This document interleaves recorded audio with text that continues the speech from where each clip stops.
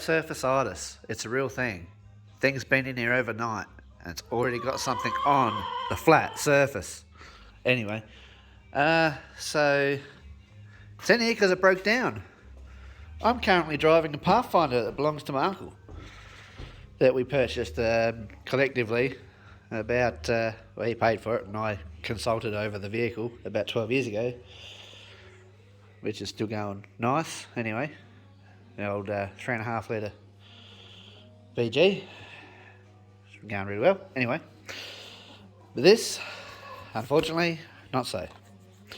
So those that follow me for a while will know that about 3 months ago I had the carby apart on this.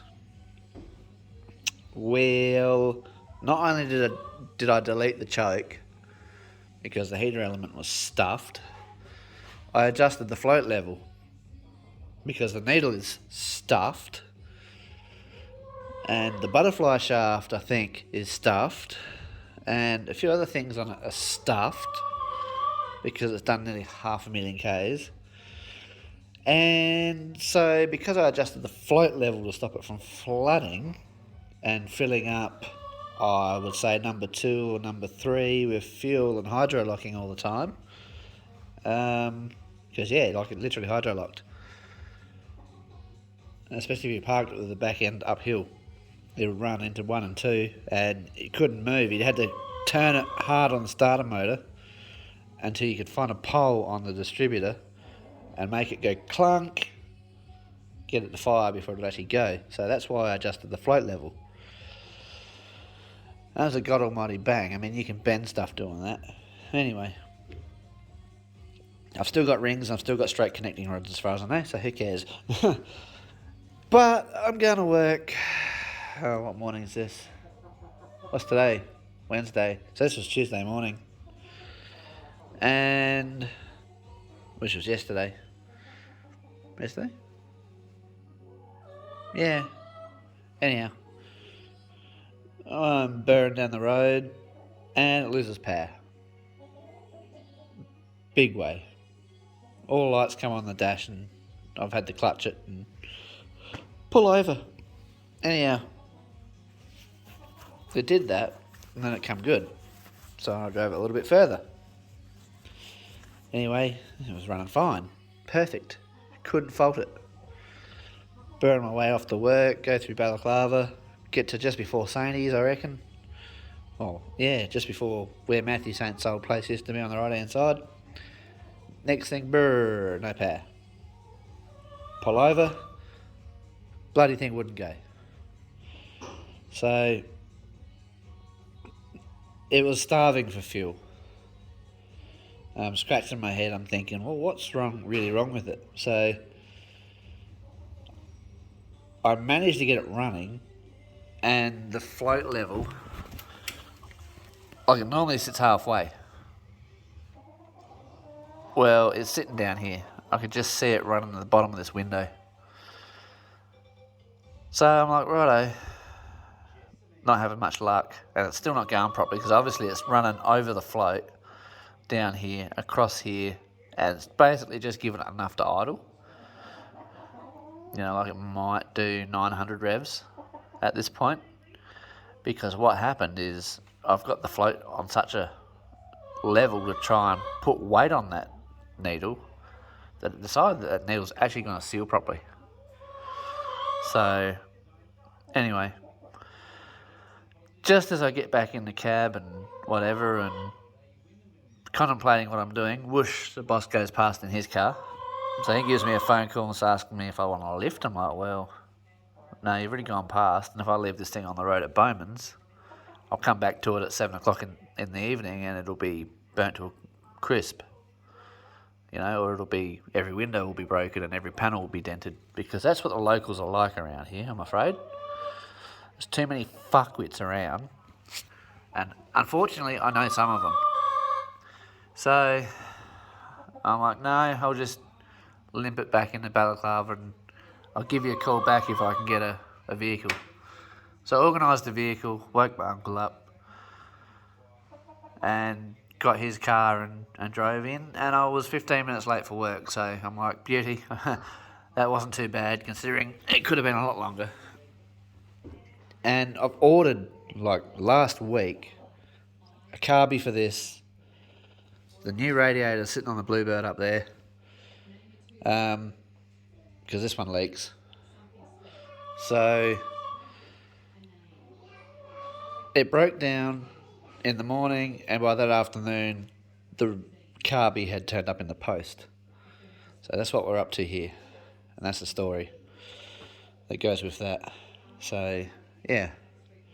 Anywho, actually the boss man's pretty good. You know, like a lot of people would have kept driving or wouldn't even have realised who it was on the side of the road, but I guess he's a bit of a car guy, and I've got a fairly old vehicle that there's not too many of, so I guess it stands out pretty well. Anyhow, that's pretty cool. So yeah, and then I went looking for spanners last night, because I have 4 of these somewhere that I've manufactured. There's 2 that are different lengths and different shapes, angled this way, and 2 in the opposite direction to reach under and get these hard bolts out. This one is not actually a carby spanner. It's actually a Bluebird universal joint tail shaft spanner. You got to make your own tools sometimes. So I've got to work with what I got, and that's what's going to happen here today. So I'm not going to make you sit through the whole lot, but I'll explain the process. Undo that, take that out of there, throw this off, undo the bolts on the carby, and I have to pinch one of these, but I've got a spare.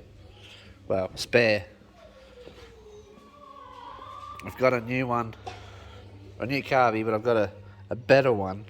I just got to make sure it's the right length. And these things are normally Loctited in, so yeah. And the reason I'm not putting this carby on is this has got just about as much worn components and broken things on it as the one that's coming off of it, and missing parts. So I thought about pinching that needle and seat out of here, but yeah, it would have fit. I would have had to modify things a little bit. Sometimes it's just easy to let bygones be bygones and just go and get the hell on with some new parts rather than chase your tail all the time. But yeah, anywho, out for now. Right, well, it's off, and I'll tell you what, it's a horrible job, but you got to remove that throttle linkage as well. Thankfully, with that, on that one there, I could go half a stroke with this one, half a stroke with the other bent one, until it was finger tight. The rest of them I had to use the bent spanner for. Except for that one. That's the easiest one on the whole vehicle. But yeah, like, you see what I've got to do. You've got to remove everything out of the way. Everything. So what I'm going to do is I'm just going to get the Permatex and glue that back down. And then this block here I'm going to glue back down too. And that goes on there like so. I don't know why they've got such a big spacer in there. But anyway, I'll put some glue on the underside of that, and hey presto, we're going to try and put the new one on. So yeah. Now I'm really starting to think I should just gone a single point injection, but I don't have time to really root around with the computer and stuff like that, so this will be what it'll be. So that's your positive crankcase pressure, PCV, the valve itself. So it's always vacuum, and this is obviously the inlet, so it's got to take fresh air from the atmosphere. That's why it's up to your air cleaner, to keep it clean, obviously, because you don't want dirty air going into your engine. So there's a little bit of vapour there, so obviously it doesn't have that much blow-by. I've seen them pretty bad before. I had one car that you could drive to Adelaide and put oil in it. drive back home, so about 100 k's, and put another 3 litres of oil in it. But yeah. Alright. That'll do, I better get back to work. So you've even got to do some dismantling to get it off, even with removing the, whatchamacallit, the throttle cable holder from the side of the manifold. You've still got to take the bloody fuel pump, like fuel accelerator pump, off the accelerator pump arm off. Or, yeah, off, remove it. That's supposed to sit there like that. And go back into the accelerator pump. It's all still full of fuel, it stinks. Anyhow, just so that you can get to this bolt here, and that's the spring for it, the return spring. But see, like, there's so much wear in all this. Like, in all here. That's the part of the idler up for when the choke was working. But there's something worn in the main shaft here. You hear that? That butterfly is actually sticking, and this is why it won't idle. Like, I'm talking, it won't idle below 1,000 because something's not quite right there, and you can see when it shuts. You know what? I think that bloody Venturi, that butterfly's been out. I wouldn't be surprised if that's been put in cockeyed or backwards, or that shaft itself's got a bend in it, because that's actually, now to look at it, grabbing on the inside of the barrel there all this time, and there, it just won't let it close enough. So there you go, hence the reason we're replacing it. I may or may not put that window on there, I'm not sure. Clean that window up later and perhaps change it over later onto the new one, because I don't have that from factory. That's off of an older model. It's off of a Bluebird Carby. The new ones, they don't have it. You're supposed to just set it all to 90 degrees and forget it. Anyhow, so it turns out that I can blow back through the system and the fuel pump in the tank's rooted. So there you go. So I'm going to try and jerry rig one up under the bonnet and see if I can pull fuel through. Wish me luck. If I've got one here. Probably not.